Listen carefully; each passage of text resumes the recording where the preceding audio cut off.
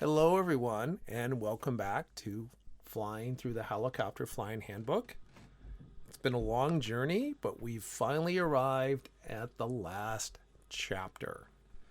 Now, just like the previous chapter, this chapter is not really specific to helicopters, but we're going to talk a little bit about aeronautical decision making. This is a big topic. We've had a lot of accidents over the years, and currently about 80% of accidents are attributed to pilot error. And we need to do whatever we can to eliminate that factor and help reduce our accident rates. Now, in the world of fixed wing aircraft, they've done a lot to try to get these numbers down. And of course, they talk about crew resource management, and you'll also hear this talk about SRM, single pilot resource management, and also ADM, aeronautical decision making. So this chapter will go into a little bit of what you can do as a pilot in order to reduce accidents by better aeronautical decision making. So they do give you some references such as the Risk Management Handbook, the Aeronautical Information Manual, different advisory circulars, and also the Pilot's Handbook of Aeronautical Knowledge. And like almost everything in the world of aviation, of course, this is all fixed wing centric, but some of it still applies to us as well. Okay, so aeronautical decision making, what is that? It's basically just a systematic way of making decisions, and we'll talk about a couple of different models that you can use in order to make those decisions. We'll talk about some different ways of assessing the different risks or pressures, if you will, on you as a pilot in this chapter. So if you look at a typical flight, this is true no matter what you're flying. Everything that you do in that flight requires a certain amount of skill, or it certainly has a certain task loading. And if you start at the beginning of your flight, when you're doing things like pre-flighting, it's not really hard. And then you get to takeoff, it's a little bit harder than pre-flighting. So you have to increase your task load for a little bit. And then you're in cruise flight, not much is happening. And then now it's time to land. Now, if you're really unlucky, you're landing and doing an instrument approach because the weather's really, really bad. So now the requirements are going up again. Well, what also happens during your flight? You start with a high ability. You're nice and fresh. And then as the flight goes on, your abilities kind of drop off. Often I'll have a new student that comes to me and they're like, "Hey, Phil, I want to, get my training and I want to get 40 hours in 1 week and get my license. I'll just fly 8 hours a day," because they don't understand this little graph here. A typical student, if they're flying more than an hour to maybe 1.2 hours on those early lessons, you can definitely see this capability drop off here. And as you fly more and more, you can fly longer without having this drop off. Now, of course, on a given day, this graph might look a little bit different. But what we definitely want to avoid is this little red bump here, where suddenly the requirements of you have exceeded your capabilities at that point. You're just too tired or whatever in order to safely operate your aircraft. So what are we going to do in order to make our lives better? Well, we're going to use a decision-making process. Now, part of that involves defining the problem. You say, what's the problem we're trying to solve here? What exactly are we trying to do? Maybe our problem is, I want to go from this airport to another airport. Maybe I'm going to an off-airport site. Maybe I have a photo mission. Who knows what it is? It's going to vary from flight to flight. And then you want to choose a course of action. Say, this is how I intend to complete this mission. Now you need to implement your course of action and then evaluate what's going on. So at a high level, this is what decision making is about. You define the problem, you choose a course of action, you implement your decision, and you evaluate how it goes. Now, there are a number of decision making models, and here you'll see that a few of them that you'll find in FAA publications, the 5 Ps: plan, plane, pilot, passengers, and programming. And again, plane-centric. Welcome to the fixed-wing world. The OODA model, where you observe, orient, decisions, and actions. That's not all that prominent or popular, if you will. A pretty popular one, the DECIDE model. Detect, estimate, choose, identify, do, and evaluate. So what does that look like? Basically, that is some sort of problem-based learning. So we have problem-based learning, and you're going to use your high-order thinking skills, or HOTS. It's acronyms galore here. And you're going to do that in order to incorporate things like risk management, task management, information management, and automation management. Now, in the case of a helicopter, we do not have nearly as much automation management as you would find in a typical airplane. We don't often have things like autopilots. In a helicopter, what do you tell people? Okay, you got your collective in one hand and the cyclic in the other, and don't you ever let go of that cyclic. If you have the frictions turned up high enough, you can let go of the collective for a second or two, but you don't ever let go of the other one.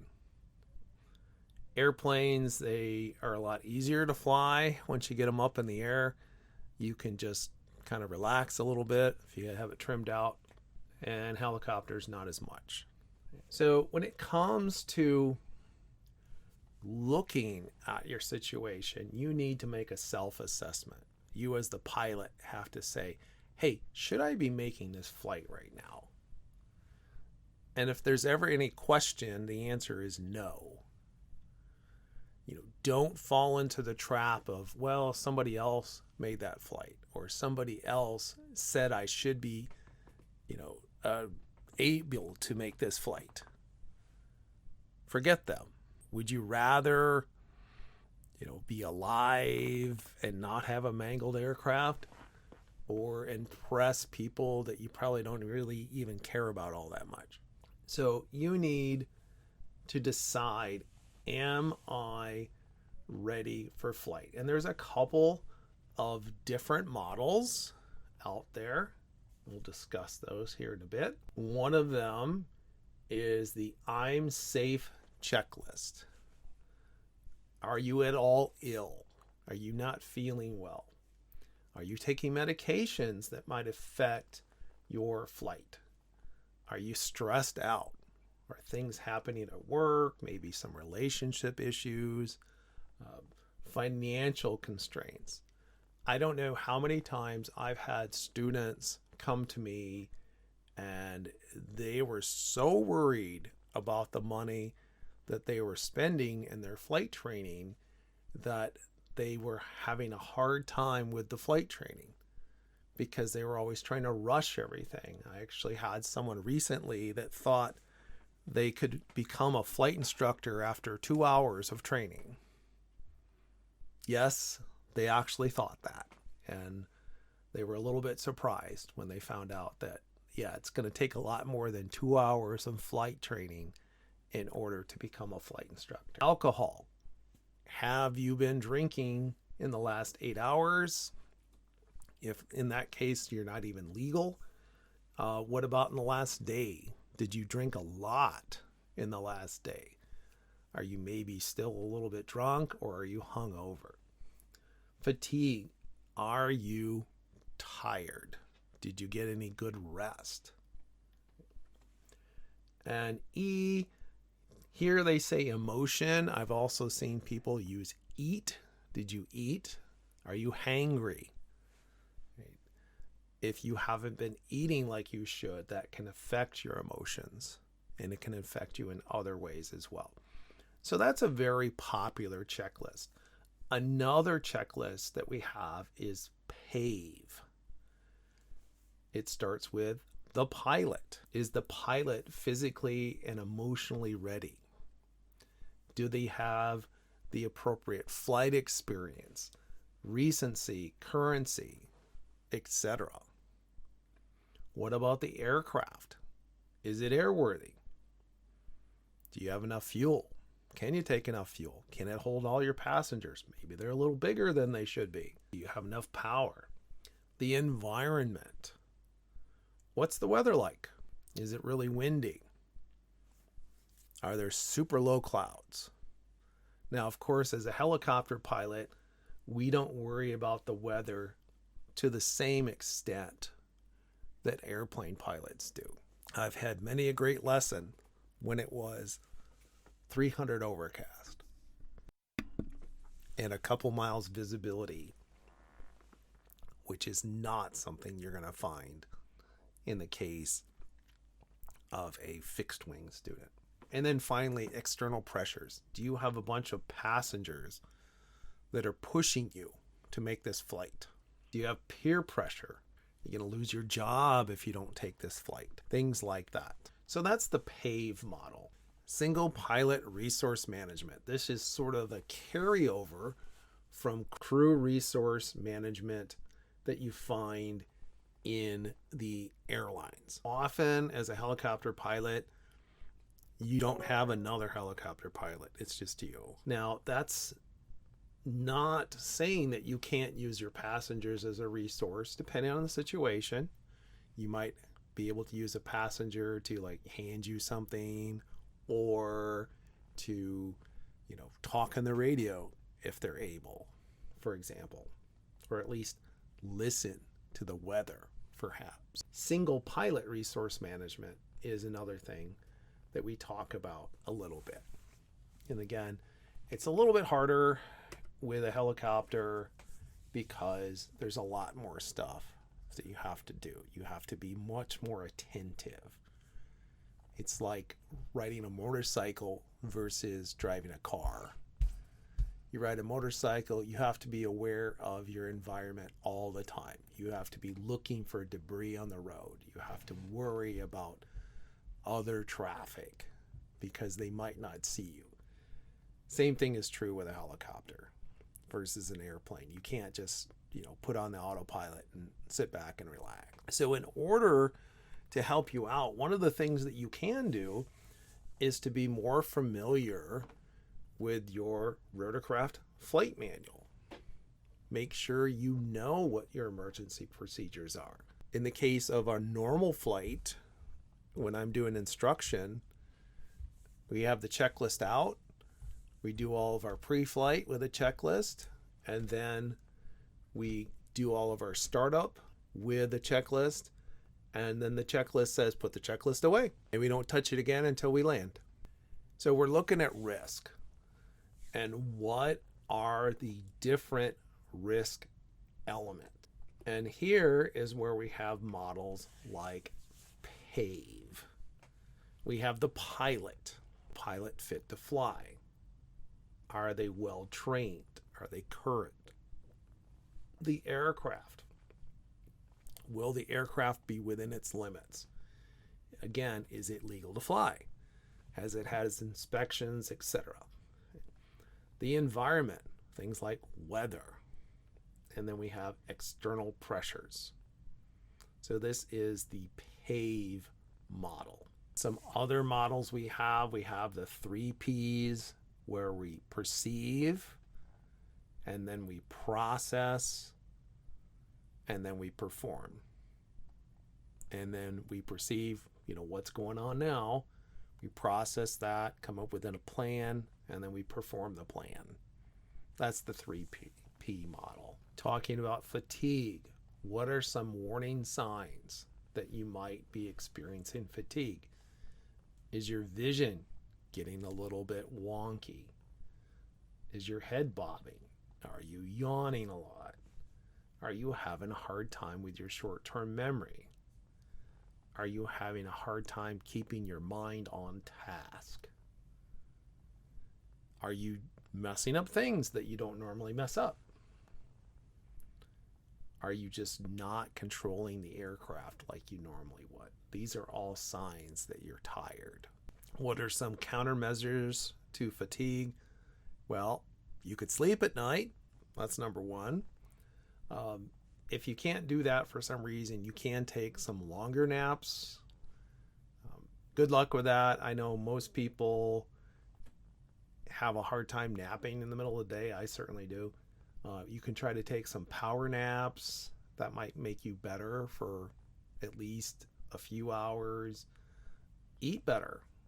Nice high protein meals. Drink lots of fluids. Rotate tasks. Talk to other people. Don't just sit there in silence the whole flight. Don't have it super hot in the cockpit if you can avoid it. And try to stretch as much as you can. I like this. Get up and walk around the aircraft. That's going to be pretty hard in most helicopters. Another issue they talk about in this chapter is CFIT, controlled flight into terrain. And they walk you through a couple of stories where you've got EMS helicopters departing. And basically, they fly right into terrain. This happens quite a bit, not just helicopters. Airplanes, most common way this happens is that they have the autopilot on and they make a nice straight line right through a mountain. In our case, we tend not to have things like autopilot so much, but still it does happen.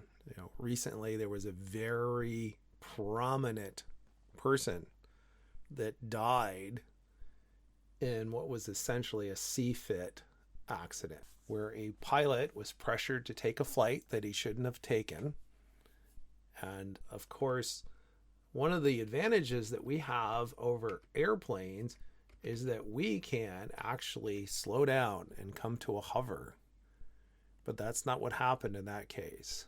In that case, they just blasted straight ahead and they hit some mountain at something like 160 knots, some ridiculous speed. So you have to have good situational awarenesses. You need to know where you're at and what's around you. What are some operational pitfalls? Again, we have peer pressure. People are like, yeah, you got to do it. You got to do it. You've got other pilots. They're like, hey, I could do that. Well, maybe they have more experience than you. Get theiritis. People are trying to make the mission no matter what. Duck under syndrome, where you just sort of duck under the clouds and hope that you make it. Scud running, very similar. Continued VFR into instrument conditions. Getting behind the aircraft. Suddenly it's starting to get away from you. Loss of position or situational awareness. You don't know where you're at. You don't know what's going on around you.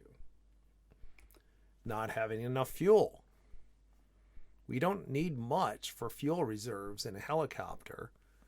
But sometimes people don't have it. If you're flying IFR, descending below your minimum en route altitude, flying outside of the envelope, maybe you're going too fast, maybe your weight and balance isn't where it should be, and just not doing the pre-flight planning that you should have done. And that is pretty much the last chapter, chapter 13. So I hope you've enjoyed this series. I know that I've enjoyed making it. And we'll see if you have some ideas, some other things you would like to see. Let me know. And you never know, we might be able to do those as well. So have a great day, and I will see you guys around.